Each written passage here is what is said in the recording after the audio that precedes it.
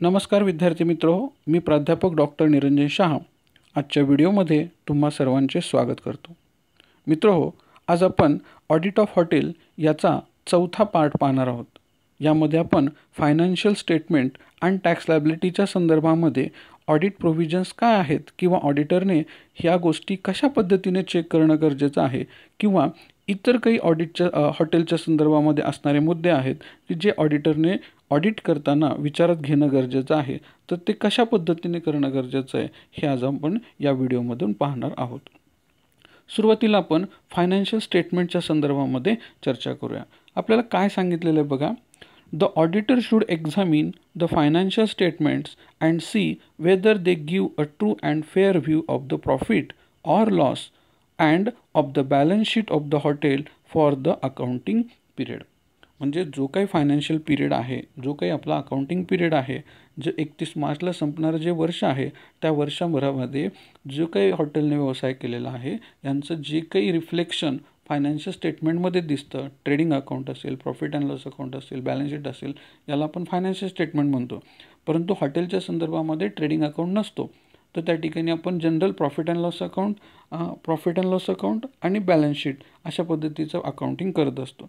तर हा profit and loss account आणि बॅलन्स शीट खरी आणि वास्तव पोझिशन दाखवतोय का, खरा प्रॉफिट आहे का, खरा लॉस आहे का, किंवा बॅलन्स शीटला येणाऱ्या असेट्स आणि बॅलन्स शीटच्या लायबिलिटीजला दिसणाऱ्या लायबिलिटीज ह्या बरोबर आहेत का, खरोखर आहेत का, त्याचं व्हेरिफिकेशन झालेलं आहे का, हे त्या ठिकाणी ऑडिटरने पाहणं गरजेचं आहे आणि मग त्या ठिकाणी त्याने रिपोर्टिंग करणं गरजेचं आहे किंवा त्याचा ऑडिट रिपोर्ट बनवणं गरजेचं आहे। तर फायनान्शियल स्टेटमेंटच्या संदर्भामध्ये हे महत्त्वाची काळजी ऑडिटरने घेणं गरजेचं आहे की प्रिपेअर झालेले जे काही फायनान्शियल स्टेटमेंट्स आहेत हे खरे आणि वास्तव पोझिशन दाखवतात, ट्रू अँड फेअर पोझिशन त्या ठिकाणी दिसते, हे एक्झामिन होणं गरजेचं आहे। दुसरा मुद्दा आहे टॅक्सच्या संदर्भामध्ये, टॅक्स लायबिलिटीच्या संदर्भात। या ठिकाणी दोन गोष्टी आपल्याला सांगितलेल्या आहेत। The auditor should satisfy himself that all taxes collected from occupants on food, occupation and entertainment have been paid over to the proper authorities। म्हणजे हॉटेलने ज्या गोष्टी प्रोव्हाइड केलेल्या आहेत त्या गोष्टींवरती टॅक्स कलेक्शन केलेला आहे, म्हणजे कुणाकडून, कस्टमरकडून। मग फूड प्रोव्हाइड केलं असेल तर फूडवरती टॅक्स कलेक्ट केला आहे, म्हणजे फॉर एक्झाम्पल GST घेतला आहे।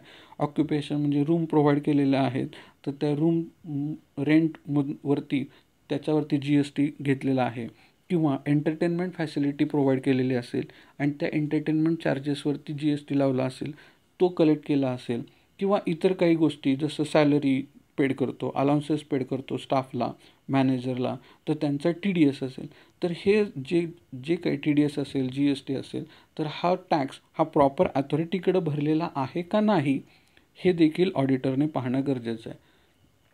आणि दुसरा मुद्दा, the auditor should check the assessment of tax aspect of the hotel in order to verify that whether the tax return is submitted by the hotel on regular basis along with the amount of tax।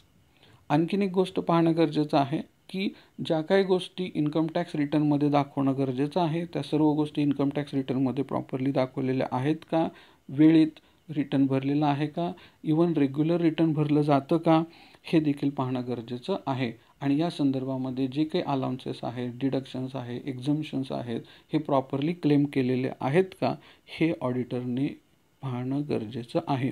He tax liability check करण्याच्या पाठीमागची महत्त्वाची भूमिका ऑडिटरने विचारात घेणं गरजेचं आहे, किंवा tax लायबिलिटीच्या संदर्भामध्ये अशा पद्धतीने ऑडिट करणं गरजेचं आहे।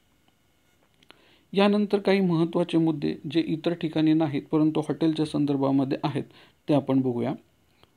For ledgers coming through travel agents or other booking agencies, the bills are usually made on the travel agents or booking agencies. The auditor should ensure that money are recovered from the travel agents or booking agencies as per the terms of the credit allowed। म्हणजे या ठिकाणी बऱ्याच वेळा काय होतं की आपण travelling एजंट्सकडूनच booking केलं जातं आणि मग ट्रॅव्हल एजंटच्या नावावरतीच त्याचं बुकिंग होतं आणि मग आपल्याला जे काही हॉटेलला येणं असतं तर ते ट्रॅव्हलिंग एजंटकडून येतं। तर हे ट्रॅव्हलिंग एजंटकडून जे काही येणं आहे तर ते प्रॉपरली येण्यासाठी ज्या काही प्रोव्हिजन्स फॉलो केलेल्या आहेत का ते ठिकाणी ते पाहणं गरजेचं आहे. त्यासाठी क्रेडिट अलाउड पिरियड किंवा क्रेडिट पिरियड किती दिलेला आहे हे देखील त्या ऑडिटरने पाहणं गरजेचं आहे. दुसरा पार्ट आहे कमिशन. आता कमिशन म्हणजे आपण बऱ्याच वेळा मध्यस्थामार्फत हॉटेलमध्ये बुकिंग करून घेतो किंवा वेगवेगळ्या ठिकाणी आपण एजन्सीज देतो, फ्रँचायझीज देतो आणि त्यांच्यामार्फत आपण काय करत असतो, आपल्या कस्टमर्स आपल्याकडं घेत असतो आणि त्यांना आपण काय करत असतो, कमिशन देत असतो. याच्यामध्ये जनरली ट्रॅव्हलिंग एजंट्स असतात किंवा बुकिंग एजंट्स असतात, तर यांना आपण कमिशन देत असतो. तर हे द्यावं लागणारं कमिशन हे विथ ॲग्रीमेंट प्रॉपरली आहे का हे देखील ऑडिटरने पाहणं गरजेचं आहे. तिसरा मुद्दा आहे auditor should ensure that proper record remaintain for booking of hall and other premises for special parties and recovered on the basis of the tariff.